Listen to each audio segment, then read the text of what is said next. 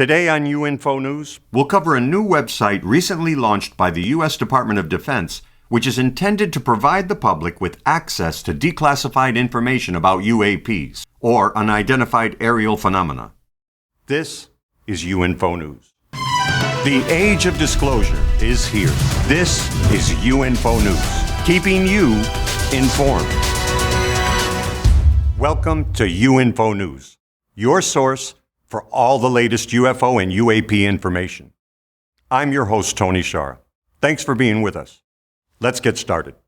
On August 31st, 2023, the United States Department of Defense launched a new website which they described as a one-stop shop for publicly available records related to UAP sightings gathered by AARO, the All-Domain Anomaly Resolution Office. According to an official statement issued by the DoD, quote, "This website will provide information including photos and videos on resolved UAP cases as they are declassified and approved for public release." Brigadier General Pat Ryan held a press conference at the Pentagon to answer reporters' questions about the new UAP website. This is not something the public can voluntarily post what they think are UAP episodes. This is DoD. It's like a repository of what you've already disclosed. There are all right. A couple of phases here. So what you have today is information from AARO that has been declassified as it relates to looking into UAP reportings.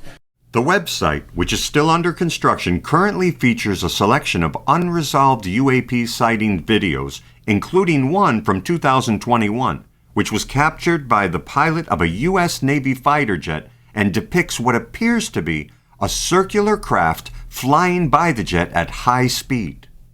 The department's press release states that the website will be updated in the near future with a tool that will allow DoD service members, employees, contractors, and eventually the general public to report UAP sightings directly to AARO, the office tasked with operating the website and investigating reports. The Pentagon's web-based UAP reporting tool was discussed by General Ryan during the press conference. The next step will be, in the relatively near future, enabling service members and civilians, DoD civilians, who have reports to make regarding UAPs to be able to submit those for consideration and review by AARO. As it relates to the public being able to provide inputs, that is something that we will look to do in the future, but I don't have an estimate right now in terms of when the public will be able to submit reports in terms of private citizens, for example. Although the release states that the, quote, "Department is committed to transparency with the American people on AARO's work with UAPs," it does not address the extraordinary claims made by former Air Force Intelligence Officer David Grush about the U.S. government's role in an alleged decades-long UAP crash retrieval program. Congressman Tim Burchett was recently interviewed by News Nation and gave his opinion on the value of the Defense Department's new UAP website. Sounds like ultimately you don't feel that this website will be useful or reveal anything we haven't sseen before. No, ma'am. As a matter of fact, the stuff that's on it already is old stuff. You know, they denied that the Tic Tac videos even existed. You can Google Tic Tac video on YouTube and watch them.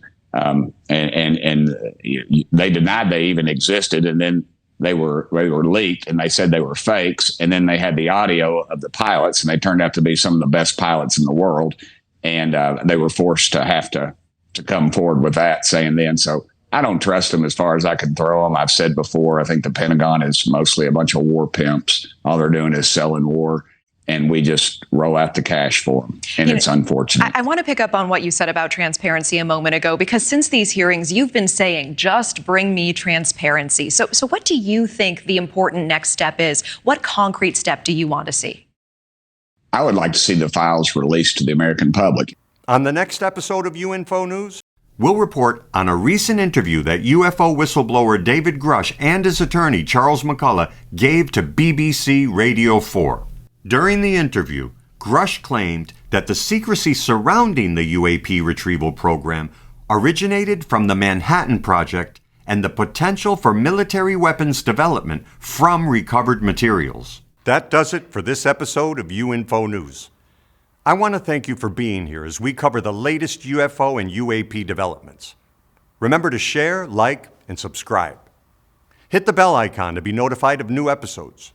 And visit us on the web at uinfonews.com, on Twitter, and follow us on social media.